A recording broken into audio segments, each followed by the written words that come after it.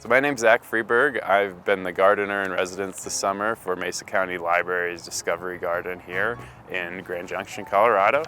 It's been an amazing experience. I've come from Rhode Island originally. I gardened growing up with my grandfather and my father. Went to school in South Florida and did my geology degree actually before moving here, and just have really enjoyed having the opportunity to garden, especially for the length of a season that we have here. It's amazing. I'd like to think I got my mission done that I had for myself of trying to just get as much food to come out of here as possible. Some things fail here and there, and you can't be 100%, but there's enough space in here to really be able to test a lot of different crops, and I'd say we got a good amount of things out of here this summer. There's so much space in here that we have more areas that we could definitely expand into, but it's such a tricky balance with having enough labor and enough volunteers to keep track of it and actually keep it,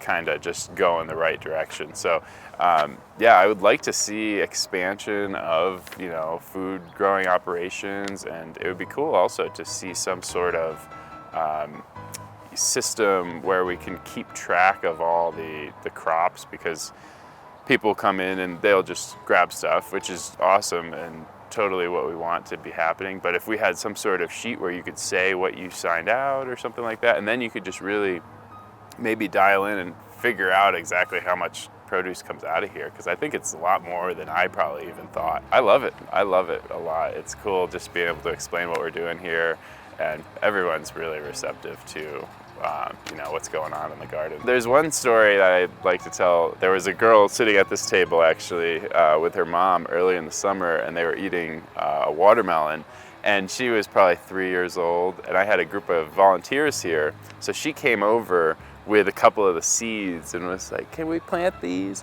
And there was maybe 4 or 5 seeds, and I kind of chuckled a little bit. I was like, "Oh yeah, sure." And we planted them, and almost every single one of them popped up, and there's been some giant watermelons coming out of there. So that's really, really cool for sure. I hope that she has come back and seen it. If you utilize native plants, you can really cut down on your water usage, which is huge in this area, of course, with the Colorado River watershed. And so, yeah, utilizing, Rocky Mountain bee plant, persimmons, all sorts of native cactuses, native trees, those junipers and sage, things like that, are just great to kind of like keep the ecosystem within the city, even though we have this, kind of sprawling urban center. And so you can really try to keep the native ecosystem with the birds, the insects, all those other things kind of happy, even though we're within, the confines of a concrete jungle, as they would say here. Planting keystone species, especially in Colorado, like a gamble oak, is really beneficial. It's kind of like the core of the whole ecosystem. So it kind of it funnels native species will come through your yard. If they have a home, it's something like a gamble oak that produces lots of acorns, lots of food. It produces a home for lots of different species too. So it'll just really increase the natural local biodiversity in your direct yard, and yeah, it's a great idea. If you wanted to get into gardening at low cost with limited space, you really want to maybe try to utilize pallets. You can find pallets for free all over the place. Check Facebook Marketplace, that's a great spot.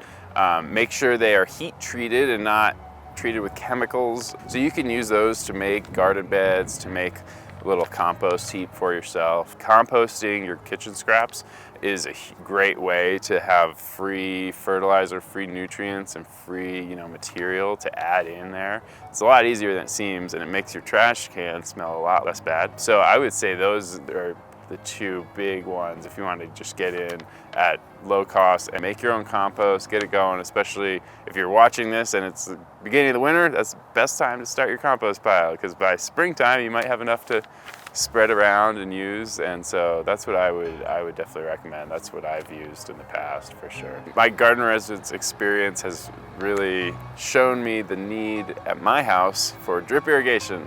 So that's what's next for me for sure in my garden.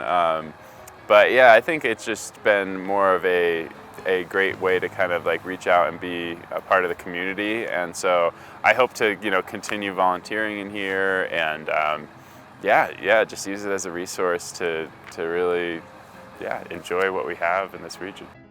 My favorite pollinator are got to be bees for sure. I love seeing those little guys buzzing around in the flowers.